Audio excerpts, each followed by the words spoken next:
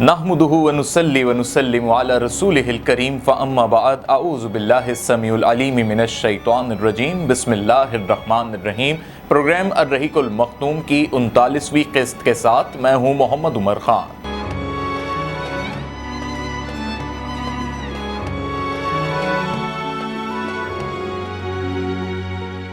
नाज़रीन मोहतरम, गुज़िश्ता किस्त में हमने आपको हिजरत मदीना के हवाले से बताया कि उसका आगाज़ किस तरह हुआ, और हिजरत मदीना के आगाज़ के साथ ही इस किस्त में अब हम आपको बताएंगे कि मदीने की राह में क्या क्या ऐसी सूरत हाल आई और कौन कौन से वाक़यात पेश आए जिससे ये साबित हुआ कि रसूल अकरम सल्लल्लाहु अलैहि वसल्लम की किन किन मकामात पर अल्लाह रब्बुल इज़्ज़त ने मदद फरमाई और आप सल्लल्लाहु अलैहि वसल्लम और आपके साथ जो रुफ़क़ा इस हिजरत में शामिल हैं उन सब के लिए ये हिजरत किस हद तक मुबारक साबित हुई। नाज़रीन कराम, गुज़िश्ता किस्त में ही हमने आपको ये बताया था कि अब्दुल्ला बिन अरीक़त, जिसको हजरत अबू बकर सिद्दीक रजी अल्लाह ताला अन्हु ने उनके साथ बाकायदा ये डील की थी कि वो 3 रोज के बाद सवारियों को लेकर एक मकाम पर आएंगे और फिर बेहतर से बेहतर सवारी अबू बकर सिद्दीक रजी अल्लाह ताला अन्हु ने हुजूर अकरम सल्लल्लाहु अलैहि वसल्लम की खिदमत में पेश फरमाई थी, और फिर जिस मकाम पे ये मौजूद थे यानी गारे सोर के मकाम से मदीने की जानिब हिजरत का बाकायदा तौर पर आगाज हो जाता है। अब मदीने की राह में यही अब्दुल्ला बिन अरीक़त मुख्तलिफ रास्तों से इन्हें लेता हुआ जाता है, क्योंकि इसे ही रास्ते मालूम हैं, और इसी के साथ हजरत अबू बकर सिद्दीक रजी अल्लाह ताला अन्हु ने यह मुआहदा किया है कि सवारियां भी इसने फराहम करनी थी और रास्ते भी इसी ने बताने थे। गोया ये वो रास्ता मुंतखब करता है जिस पे कुरैश के लोगों का ध्यान ना जाए, या ये समझ लीजिए कि सबसे तवील और मुश्किल और कठिन रास्ता होता है, और मक्के से मदीना जाने के लिए ये एक साहिली पट्टी के साथ गुजरता हुआ रास्ता है जिसे अमूमी तौर पे लोग मुंतखब नहीं करते, और इसी रास्ते का इंतखाब ये करता है क्योंकि इस रास्ते में बड़े दुश्वार गुजार रास्ते भी शामिल हैं। रिवायात में और तारीख़ इस्लाम में जिन जिन मकामात का जिक्र आया है उसमें ज़ेरीन अस्फ़ान का रास्ता है जो इसी रास्ते में आता है, उसके बाद ज़ेरीन अमद से कट के एक रास्ता जाता है और फिर ये ज़ेरी मक्का से लेकर जा रहा है। इब्न इसहाक़ की रिवायतों में भी यही मकामात का जिक्र है, और ये भी बताया गया है कि एक रास्ता लक़फ़ से गुजरा है। ये अरब के वो छोटे छोटे मकामात हैं जो मक्के और मदीने के दरमियान हैं। मजह का एक मकाम है, वहाँ से भी इन्होंने मोड़ काटा है, और उसके बाद अल अज़वैन के मोड़ के नशेब में वहाँ से ये आगे बढ़ते हुए मदीने की जानिब रुख करते हैं। लेकिन इनका बरास्ता रुख जो है वो मदीना नहीं है, इनका बरास्ता रुख है कबा। कबा वो मकाम है जो मदीने के करीब है, और यहाँ तक इस पूरे काफिले ने पहुँचना है। नाज़रीन कराम, मुख्तलिफ रास्तों से होते हुए जब ये कबा की जानिब काफिला बढ़ रहा है, और ये हिजरत जो कि हुजूर अकरम सल्लल्लाहु अलैहि वसल्लम की एक हिजरत है मदीने की जानिब, यानी मक्का को छोड़ के जा रहे हैं। यहाँ ये बात ज़हन नशी करना बड़ी ज़रूरी है कि मक्का को छोड़ते हुए आप सल्लल्लाहु अलैहि वसल्लम बेहद रंजीदा भी हैं, क्योंकि मक्का के जो हालात हैं मुशरिकीन मक्का की जानिब से, कुफ़ार की जानिब से, वो इस्लाम की अदावत में तो हैं, लेकिन मक्का से आप सल्लल्लाहु अलैहि वसल्लम की बेपनाह मोहब्बत भी है। मक्का में आप सल्लल्लाहु अलैहि वसल्लम की पैदाइश हुई है, मक्का में ही आप सल्लल्लाहु अलैहि वसल्लम का बचपन का एक बड़ा हिस्सा गुजरा है, और मक्का में ही आप सल्लल्लाहु अलैहि वसल्लम लोगों से सबसे ज़्यादा वाक़फ़ियत रखते हैं। मक्का की ज़मीन से आप सल्लल्लाहु अलैहि वसल्लम की मोहब्बत है, और मक्का के लोग बेहद आप सल्लल्लाहु अलैहि वसल्लम को बचपन से चाहते थे,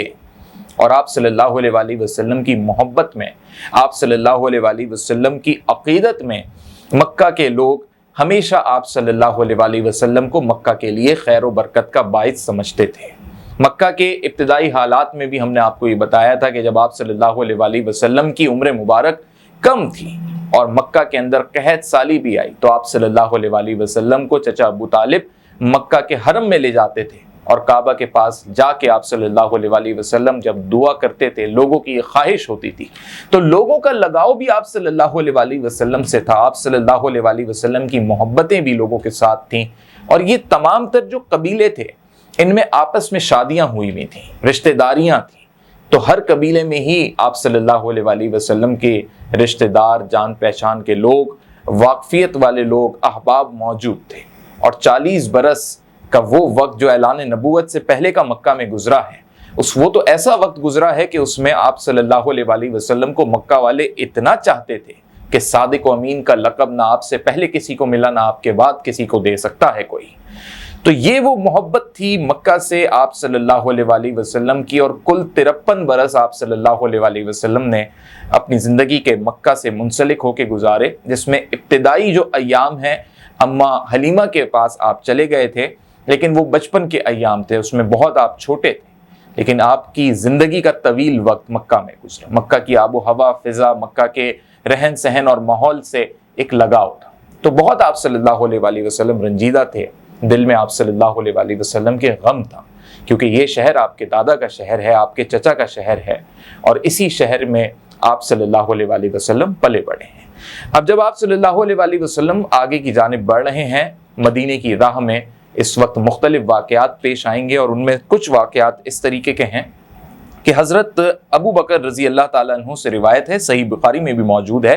انہوں نے بتایا کہ جب ہم لوگ غار سے نکل گئے تھے، یعنی غار سور سے، تو ہم نے رات بھر سفر کیا، دن بھر سفر کیا، یہاں تک کہ اگلا دن آ گیا اور پھر دوپہر کا وقت آیا، تو اتنا طویل اب سفر کرتے کرتے تھک چکے تھے، لہٰذا انہوں نے یہ سوچا کہ کوئی ایسا مقام دکھ جائے جہاں پر سایہ ہو اور کچھ دیر آرام کر لیا جائے۔ تو حضرت ابو بکر صدیق رضی اللہ تعالیٰ عنہ کو ایک بڑی سی چٹان دکھائی دی راستے میں، اور اس کے سائے میں کوئی دھوپ نہیں تھی۔ حضرت ابو بکر صدیق رضی اللہ تعالیٰ عنہ نے اس کے سائے میں یہ سوچا کہ ایک بستر لگا کے، چادر بچھا کے آپ صلی اللہ علیہ وسلم کو کچھ دیر آرام کروایا جائے، لہٰذا آپ پورے اس قافلے کو اس چٹان کے پاس لے گئے، اور وہاں پر آپ صلی اللہ علیہ وسلم کو آپ رضی اللہ تعالیٰ عنہ نے، یعنی حضرت ابو بکر صدیق نے آرام کی تجویز دی، اور وہاں پر آپ صلی اللہ علیہ وسلم نے کچھ دیر آرام فرمایا، یعنی آپ صلی اللہ علیہ وسلم نے قیلولہ فرمایا، وہیں عبادت بھی کی، اور وہیں کچھ دیر آپ صلی اللہ علیہ وسلم سو گئے۔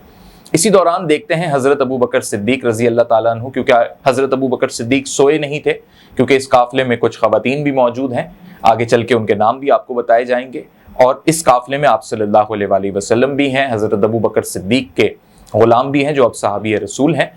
تو یہ تمام تر لوگ موجود تھے۔ حضرت ابو بکر صدیق نے دیکھا کہ ایک چرواہا جو ہے اسی چٹان کی جانب آ رہا ہے، اور حضرت ابو بکر صدیق کو ایسا معلوم ہوا کہ وہ بھی اس چٹان سے وہی چاہتا ہے، یعنی اس سائے میں آنا چاہتا ہے، کیونکہ تپتے صحرا کی جو دھوپ ہوتی ہے وہ انسان کو ہلکان کر دیتی ہے،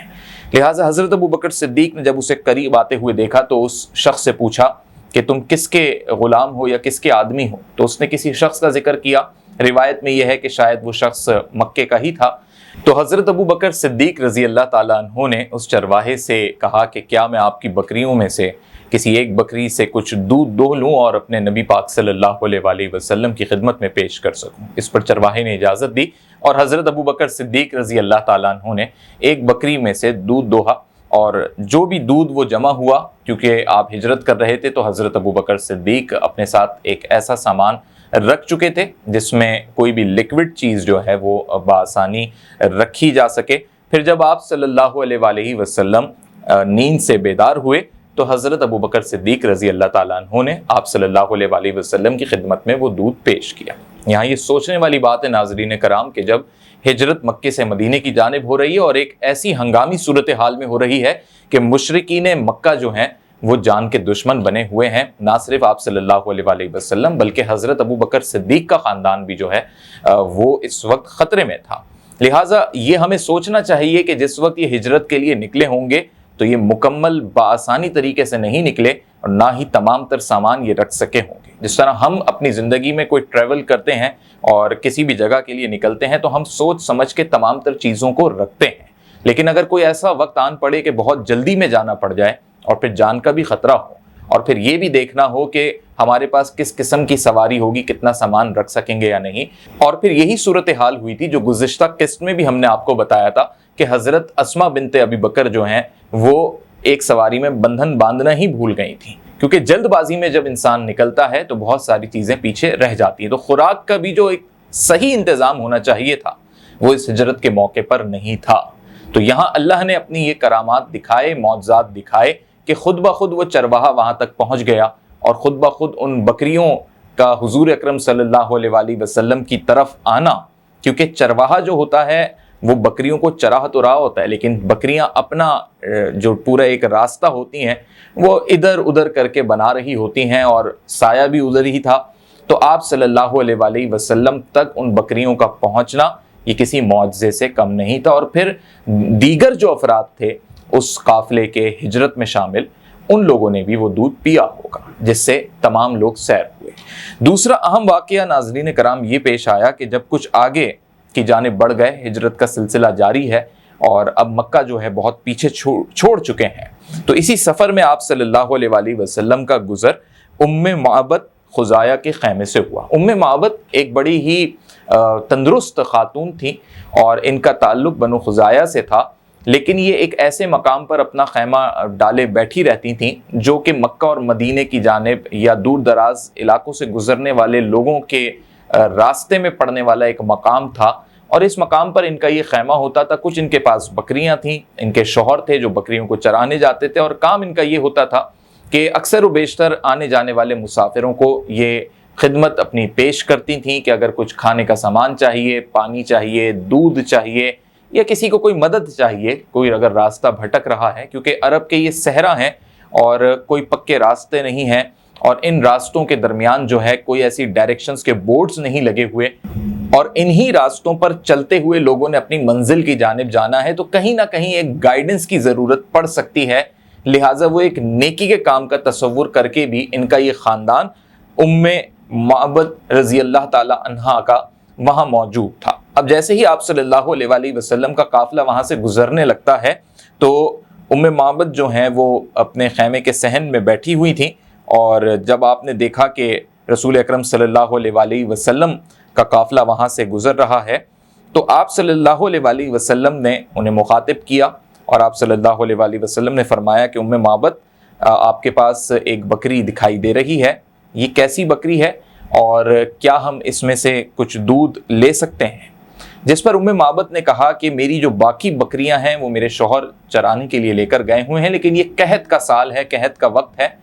اور بکریوں میں بہت زیادہ دودھ نہیں ہے، بکریاں بہت کمزور ہیں، لہٰذا یہ جو بکری آپ کو دکھائی دے رہی ہے میرے خیمے میں، اور یہ ایک بکری جو رہ گئی ہے، یہ اتنی ناتوانا ہے کہ یہ چل بھی نہیں سکتی صحیح سے، اس لیے میرے شوہر ابو معبد رضی اللہ تعالیٰ عنہ جو اسے چرانے کے لیے لے کر گئے ہیں، تو وہ اس کو اسی لیے نہیں لے کے گئے کہ یہ چل بھی نہیں سکتی۔ اس پر آپ صلی اللہ علیہ وآلہ وسلم نے ان سے اجازت لی کہ اگر آپ اجازت دیں تو میں اس میں سے کچھ دودھ دو لوں۔ ام معبد بڑی حیران ہوئی کہ بکری ایک تو اتنی کمزور ہے، آپ صلی اللہ علیہ وآلہ وسلم بھی دیکھ رہے ہیں۔ اچھا، یہاں یہ بات بھی ذہن نشی رکھیے گا کہ ام معبد ابھی نہیں جانتی کہ آپ صلی اللہ علیہ وآلہ وسلم اللہ کے پیغمبر اور اللہ کے رسول ہیں، وہ یہی سمجھ رہی ہیں کہ کوئی قافلہ گزر رہا ہے، مدینے جا رہا ہے، اور راستے میں جو ہے انہیں ہم سے ملاقات کا وقت مل گیا، یا انہیں کچھ ضرورت ہے، یا انہوں نے ہم سے بات کر لی، اس لیے انہیں صحیح سے ان کا تعارف نہیں ہے۔ لہٰذا ام معبد نے کہا کہ ٹھیک ہے، اگر آپ سمجھتے ہیں کہ اس بکری میں سے آپ دودھ دو سکتے ہیں تو دو لیجئے۔ اب آپ صلی اللہ علیہ وآلہ وسلم جب اس بکری کے قریب گئے تو واقعی وہ بکری بہت ناتوانا تھی، کمزور تھی، دودھ اس کے تھنوں میں موجود نہیں تھا۔ آپ صلی اللہ علیہ وآلہ وسلم نے اپنا دست مبارک اس کے تھن پر رکھا اور دعا فرمائی اللہ رب العزت سے، اور اسی وقت وہ بکری ایک دم سے توانا ہو گئی، اس کے تھنوں میں دودھ بھر آیا، اور بکری نے اپنی ٹانگیں پھیلائیں تو آپ صلی اللہ علیہ وآلہ وسلم نے دودھ دوہا۔ ام معبد یہ واقعہ دیکھ کر بہت زیادہ حیران رہ گئیں، اور اس طریقے کا خیر و برکت والا واقعہ کبھی انہوں نے اپنی آنکھوں کے سامنے نہیں دیکھا تھا۔ آپ صلی اللہ علیہ وآلہ وسلم کے برکت کے نتیجے میں اور آپ صلی اللہ علیہ وآلہ وسلم کی دعا کے نتیجے میں دودھ اتنا وافر مقدار میں اس بکری نے دیا کہ قافلے کے تمام لوگوں نے وہ دودھ پیا، اور پھر ام معبد نے بھی کچھ دودھ، کچھ نہیں بلکہ بہت سارا دودھ جو ہے ایک برتن میں رکھا، اور وہ بڑی حیران ہوئی، بڑی خوش بھی ہوئی۔ تو حضور اکرم صلی اللہ علیہ وآلہ وسلم نے ذکر الہی بھی کیا، اللہ رب العزت کا کلام پاک اور اس کے حوالے سے بھی کچھ باتیں ہوئیں، اور اس کے بعد یہ قافلہ وہاں سے چلا گیا۔ اس قافلے کے آگے بڑھ جانے کے بعد ناظرین کرام، ام معبد کے پاس برتن میں وافر مقدار میں دودھ موجود ہے، اور آپ صلی اللہ علیہ وآلہ وسلم، حضرت ابوبکر صدیق اور قافلے کے تمام تر لوگ مدینے کی جانب بڑھ چکے ہیں، اور اب ام معبد اکیلی اسی خیمے میں موجود ہیں۔ کچھ دیر کے بعد ان کے شوہر ابو معبد آ جاتے ہیں، اور جیسے ہی وہ پہنچتے ہیں رضی اللہ تعالیٰ عنہ، تو وہ دیکھتے ہیں کہ اپنی بیوی کے پاس کہ اتنی وافر مقدار میں برتن میں دودھ کہاں سے آیا، بڑے حیران ہوتے ہیں اور حیرانی میں پوچھتے ہیں اپنی بیوی سے، تو ام معبد رضی اللہ تعالیٰ عنہ فرماتی ہیں کہ یہ دودھ ایک ایسے شخص کی برکت کی وجہ سے آیا جو ابھی کچھ دیر پہلے اپنے قافلے کی صورت میں یہاں پر آیا اور اس نے میری بکری میں سے دودھ دوہا۔ پھر جو اوصاف بتائے، جو ذکر الہی کی کچھ باتیں آپ صلی اللہ علیہ وآلہ وسلم نے کی ہوں گی اور جو ام معبد نے اپنے شوہر ابو معبد کو بتائیں، چونکہ ابو معبد رضی اللہ تعالیٰ عنہ بکریاں چراتے تھے، اہل قریش میں مکہ میں آنے والے اس پیغمبر کی جو خبریں تھیں وہ دور دراز علاقوں تک پھیلتی جا رہی تھیں، یعنی رسول اکرم صلی اللہ علیہ وآلہ وسلم کو بہت سے لوگوں نے دیکھا نہیں تھا، لیکن وہ یہ جان چکے تھے کہ ایک شخص ایسا مکے میں آ چکا ہے جو پیغمبر ہے اللہ کا، اور وہ رسول اکرم محمد صلی اللہ علیہ وآلہ وسلم ہے اور قریش اس کے خلاف ہیں، اور لوگوں میں یہ باتیں بھی کسی حد تک پھیل چکی تھی کہ اب وہ مکہ چھوڑ رہے ہیں یا مکے سے ہجرت کر رہے ہیں۔ لہٰذا جو اوصاف ام معبد رضی اللہ تعالی عنہ نے بتائے، ابو معبد رضی اللہ تعالیٰ عنہ نے جو باتیں سنی تو اس کے بعد وہ پہچان گئے کہ یہ حضور اکرم محمد صلی اللہ علیہ وآلہ وسلم ہی تھے جو یہاں آئے، اور اسی برکت سے ہماری بکریوں نے اتنا زیادہ وافر مقدار میں دودھ دیا۔ ناظرین کرام، یہی وہ وقت تھا جب دونوں میاں بیوی اور ان کے خاندان کے افراد نے یہ طے کر لیا تھا کہ ہم اللہ کے رسول پر ایمان لائیں گے، اور وہ پھر مشرف با اسلام بھی ہوئے۔ لیکن تاریخ میں اس بات کو اتنی وضاحت سے نہیں بیان کیا گیا کہ کیا یہ اسی وقت مسلمان ہو گئے تھے یا اس کے بعد ہوئے۔ البتہ اس وقت کے جو ان کے جملے ہیں یا جو ان کی گفتگو ہے وہ یہ تھی کہ انشاءاللہ اگر ہمیں آپ صلی اللہ علیہ وآلہ وسلم کی رفاقت مل جاتی ہے تو ہم بھی مشرف با اسلام ہوں گے، آپ صلی اللہ علیہ وآلہ وسلم پر ایمان لائیں گے۔ دوسری جانب ناظرین کرام، ایک اور واقعہ پیش آتا ہے کہ آپ صلی اللہ علیہ وآلہ وسلم تو راہ مدینہ اختیار کر چکے ہیں اور ابھی راستے میں ہیں۔ ام معبد کا خیمہ راستے میں آیا اور یہ واقعہ بھی گزر گیا، لیکن اس واقعے کے حوالے سے عربی زبان میں کچھ کلمات جو ہیں وہ مکے کے اندر سنائی دیے۔ یہ کہنے والے کو تو کسی نے نہیں دیکھا، اور کچھ شبہات یہ ہیں یا مشاہدات یہ ہیں کہ ہو سکتا ہے کہ جنات نے یہ الفاظ ادا کیے ہوں۔ الفاظ کچھ یوں تھے عربی زبان میں، جس کا اردو میں یہ ترجمہ ہے، اس میں ام معبد کے اس خیمے کے واقعے کا ذکر تھا جو مکے والوں تک پہنچ گیا۔ اب یہ بہت فاصلہ ہے، اور اسی وقت یہ جب واقعہ پیش آیا تو اس کے کچھ دیر کے بعد یہ پورا واقعہ عربی زبان میں مکے میں کسی نے بتایا ہے، اور اس طرح بتایا جیسے اعلان ہوتا ہے۔ اب جیسے اعلان کی کہیں سے آواز آ رہی ہے لیکن آواز تو پوری سنائی دے رہی ہے، کہنے والا، اعلان کرنے والا جو ہے وہ دکھائی نہیں دے رہا، اس لیے یہ امکان ہے یا مشاہدہ ہے کہ یہ جنات نے یہ الفاظ ادا کیے مکے میں، اور وہ الفاظ یہ ادا کیے جس کا اردو میں ترجمہ ہے کہ مکے والوں، تم نے ایسے دو لوگوں کو اپنی جانب سے نکال دیا جن کی وجہ سے تمہارے شہر میں بڑی خیر و برکت تھی، اور ابھی دیکھو کہ ام معبد کے خیمے کے پاس جب وہ پہنچے تو وہاں کتنی خیر و برکت ہوئی اور اس کی بکریوں نے کتنا دودھ دینا شروع کیا۔ یہ میں آپ کو مفہوم بتا رہا ہوں، عربی زبان میں کچھ جملے ہیں جو تاریخ اسلام میں بیان کیے گئے۔ تو اس سے یہ ثابت ہوا کہ یہ بھی اللہ کا ایک بڑا معجزہ تھا جو حضور اکرم صلی اللہ علیہ وآلہ وسلم کے دست مبارک سے پیش آیا۔ اس بکری نے اتنا وافر مقدار میں دودھ دیا، اور یہ جو تمام تر واقعات مکے تک پہنچے تو یہ واقعات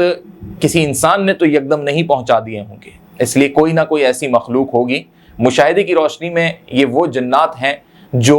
رسول اکرم صلی اللہ علیہ وآلہ وسلم پر ایمان لائے، یعنی طائف کے واقعے کے بعد جب آپ صلی اللہ علیہ وآلہ وسلم واپس مکہ تشریف لا رہے تھے تو جنات کے بہت سارے گروہ آپ کی خدمت میں حاضر ہوئے تھے اور وہ مشرف با اسلام ہوئے، تو اس لیے ہو سکتا ہے کہ ان جنات نے یہ باتیں وہاں تک پہنچا دی۔ تو اس سے یہ اندازہ ہو گیا تھا مکے والوں کو کہ ہمارے درمیان سے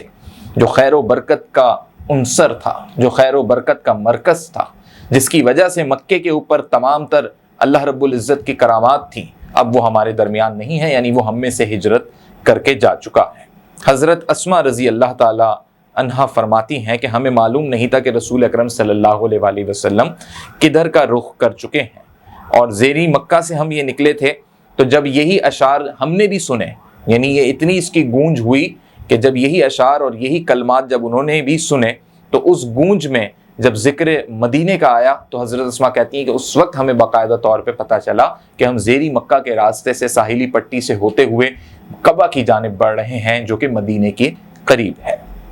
नाज़रीन कराम, एक और वाक़या बड़ा अहम पेश आता है कि अभी आप सल्लल्लाहु अलैहि वसल्लम का काफ़िला तो मदीने की जानिब हिजरत में है, राह मदीना में है। इसी दौरान अब वहाँ मक्के के अंदर जो है कुरैश के लोग हाथ मलते बैठ चुके हैं, अब नई साजिशें रचा रहे हैं, अब उनमें बड़ा तेश और गुस्सा है। और एक तरफ उन्होंने इनामात का ऐलान कर दिया है, 100 ऊँटों का ऐलान किया और बाद में इसको मजीद बढ़ा दिया कि कोई जिंदा या मुर्दा नाउज़ुबिल्लाह हुजूर अकरम या अबू बकर को पकड़ के ले आए तो उसे बड़े इनामात से नवाजा जाएगा। तो इसी तरह एक मजलिस लगी हुई थी, उसमें सुराका बिन मालिक भी मौजूद थे। अभी तक सुराका बिन मालिक इस्लाम नहीं लाए हैं और इस मजलिस में वो खुद मौजूद और खुद इस वाक़े को सुराका ने बयान किया है और उन्होंने कहा कि मैं अपनी कौम बनी मदलिज की एक मजलिस में बैठा हुआ था कि इतने में एक आदमी ने आकर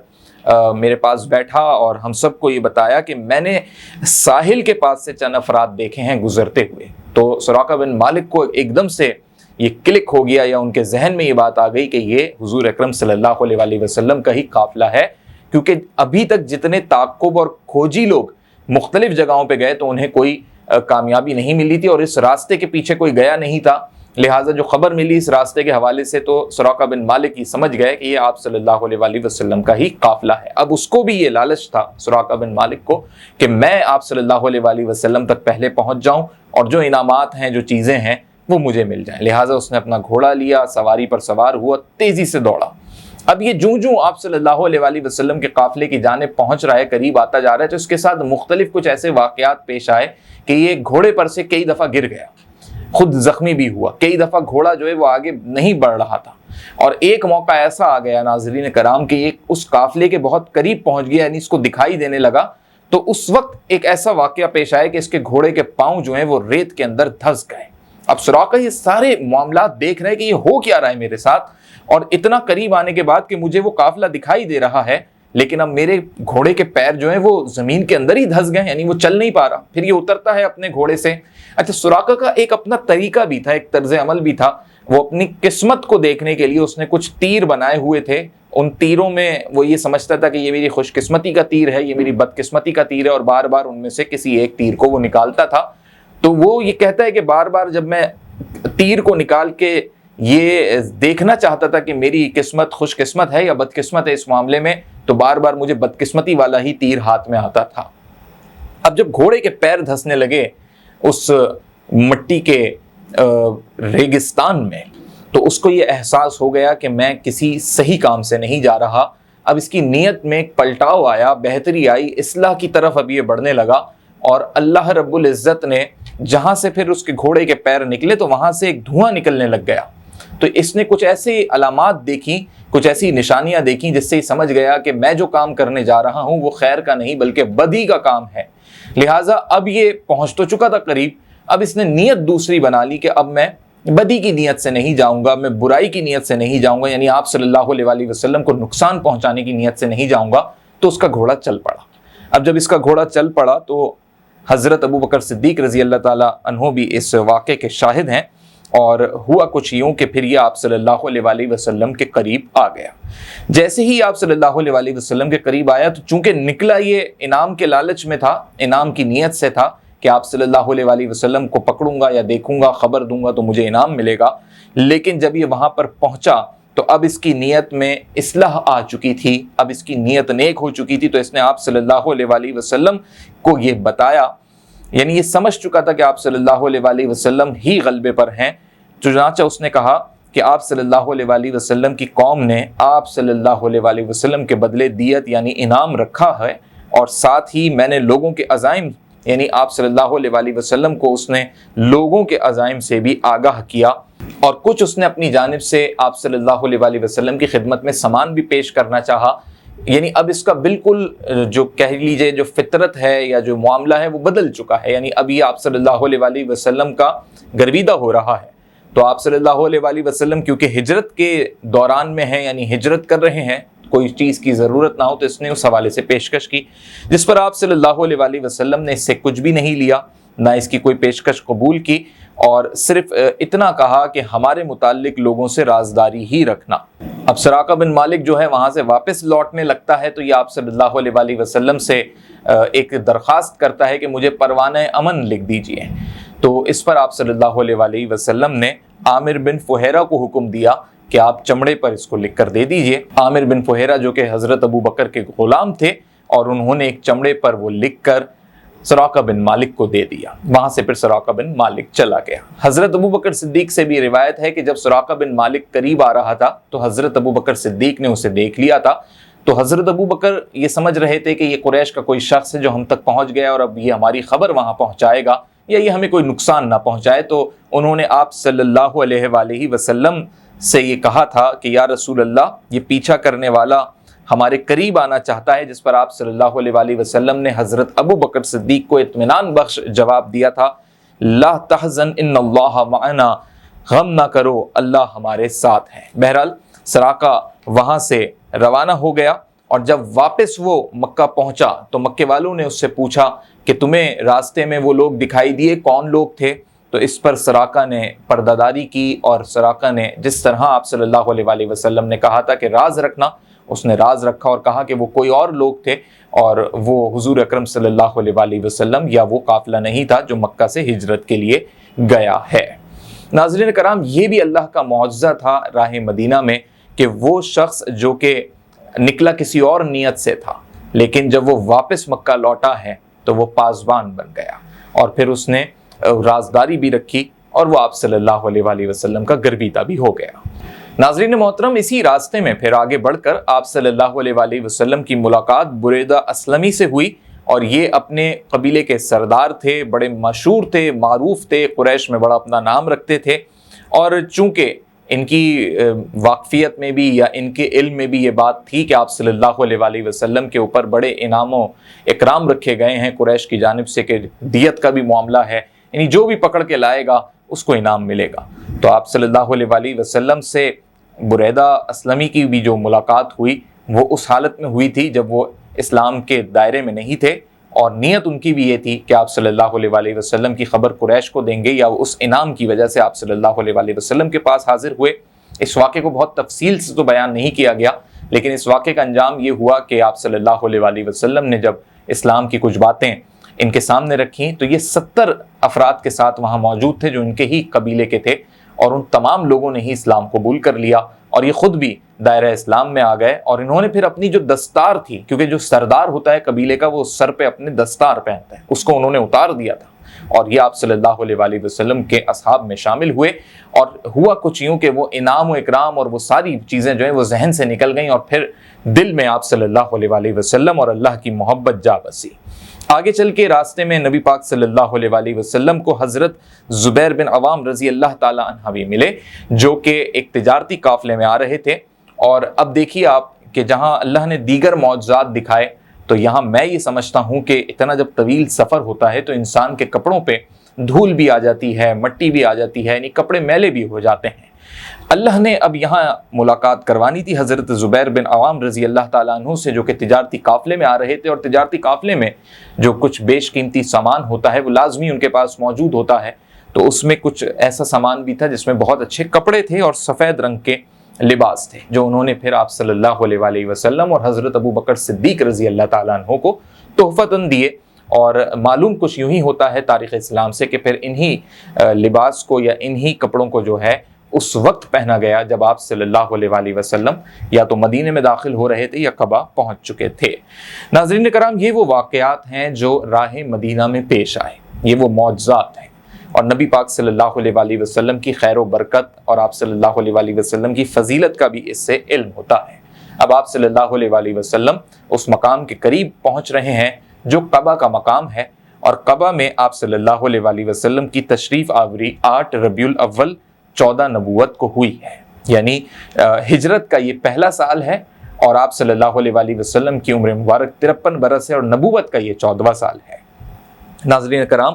حضرت عروت بن زبیر رضی اللہ تعالی عنہ کا بیان ہے کہ مسلمانان مدینہ نے مکے سے آپ صلی اللہ علیہ وآلہ وسلم کی روانگی کی خبر تو سن لی تھی، اب وہ روز مدینے والے جو بلند چوٹیاں ہوتی تھیں، پہاڑیاں ہوتی تھیں، وہاں پر آتے تھے، خبر لیتے تھے، دیکھتے تھے کہ کہیں سے ہمیں آپ صلی اللہ علیہ وآلہ وسلم آتے ہوئے دکھائی دیں تو ہم انہیں ویلکم کریں، آپ صلی اللہ علیہ وآلہ وسلم کا استقبال۔ اور لوگ روزانہ صبح یہی اپنا معمول بنا بیٹھے تھے کہ وہ جو مدینے کی بڑی چوٹیاں تھیں وہاں پر جمع ہو کے دوپہر تک راہ کو تکتے تھے، اور طویل انتظار بھی کرتے تھے، لیکن طویل انتظار جب ختم ہو جاتا تھا تو شام کے وقت چلے جاتے تھے۔ قبا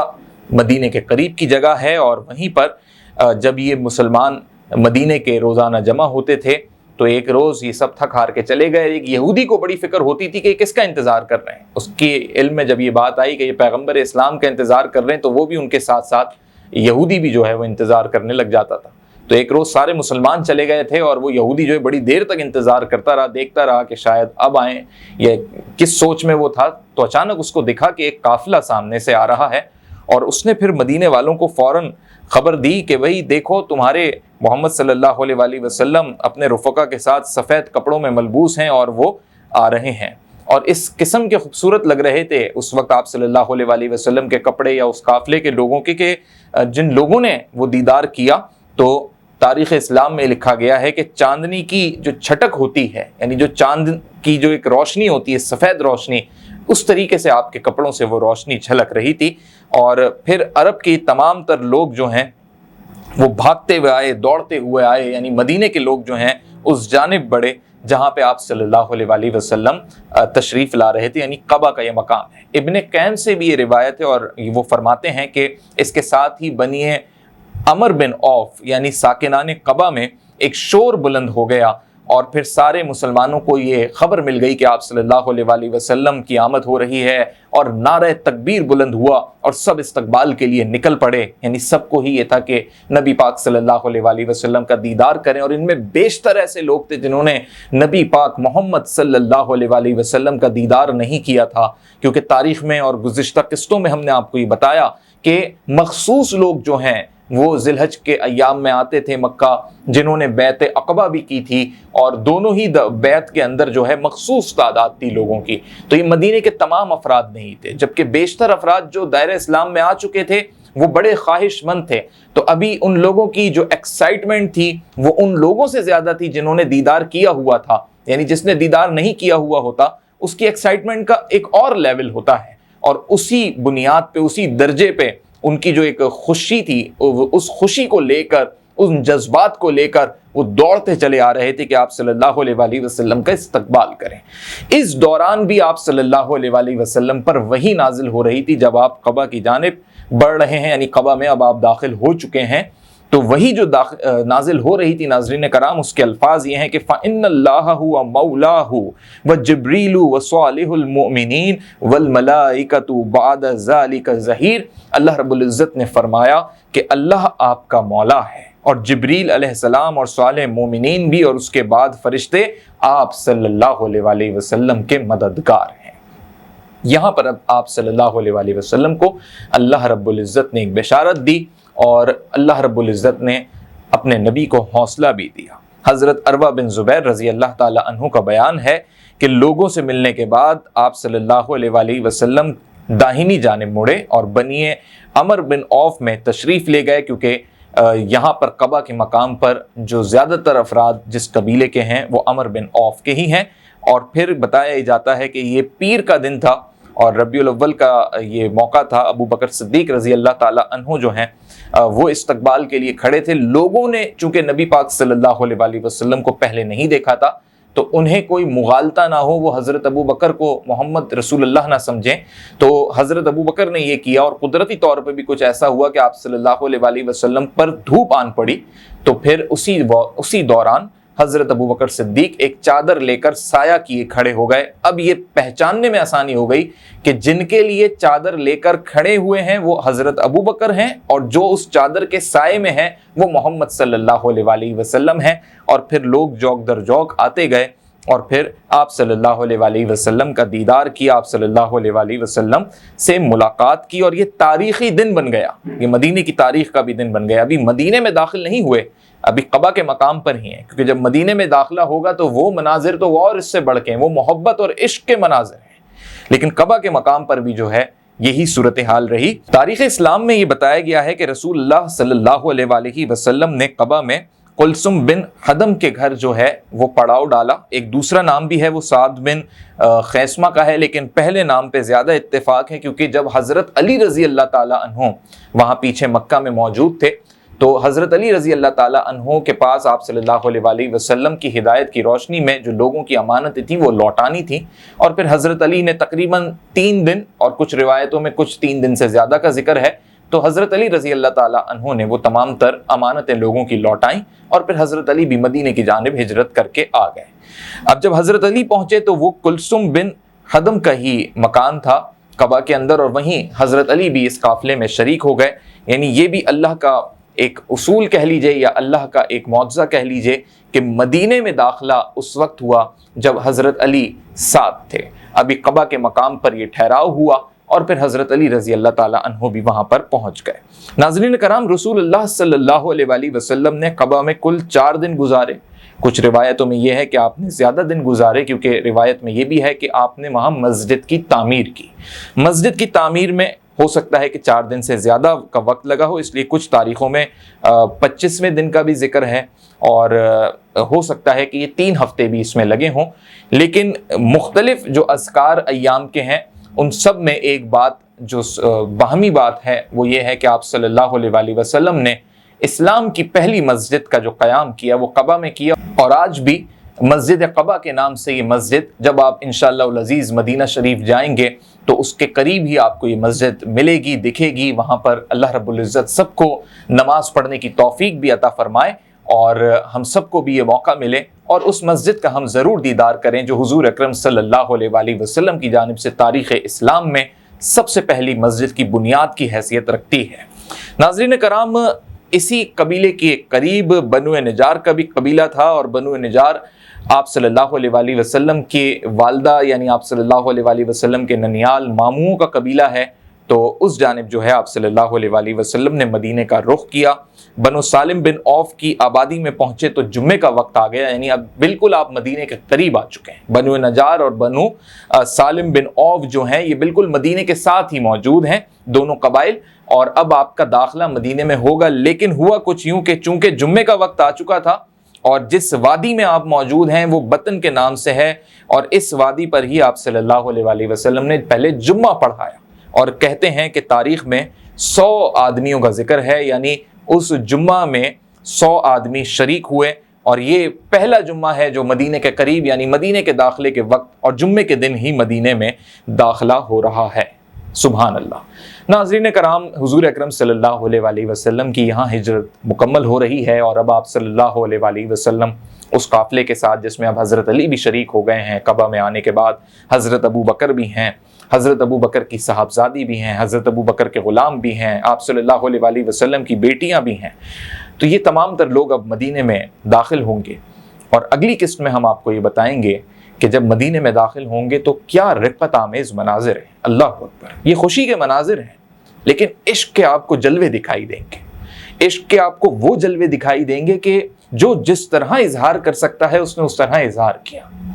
عرب کی لڑکیاں ڈفلی لے کر نکل پڑیں، عرب کے لوگ جو ہیں وہ گنگناتے ہوئے نکل پڑے، اور عرب کا یہ ہمیشہ کلچر بھی رہا،